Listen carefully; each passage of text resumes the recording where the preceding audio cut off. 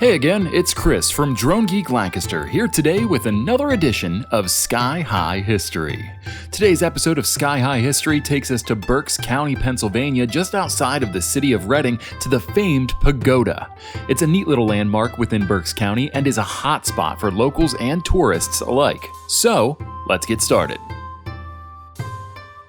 William A. Whitman Sr. commissioned the build of the pagoda in 1906 at a total cost of $50,000. The structure took 2 years to complete and was originally intended to be a luxury resort, but because of complications with bank foreclosure and being unable to obtain a liquor license, Whitman didn't open the pagoda.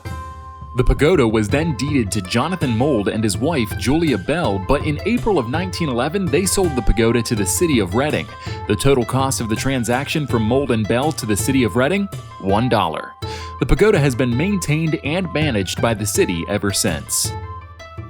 The pagoda is 7 stories high, 28 feet wide, and 50 feet long, and sits atop Mount Penn, 620 feet above the city of Reading and 866 feet above sea level. It is the only pagoda in the world that has a fireplace and chimney. There is a bell on the 7th floor that was made in Japan in 1739, and the fish statues on the roof are to protect the pagoda from fire. Before radio broadcasting was a commonly used form of communication, the lights mounted to the top of the pagoda were used to transmit Morse code to the residents of the city, reporting news and other important topics. Today, the lights are used at 9 p.m. on Christmas Eve to let children know that Santa is on his way.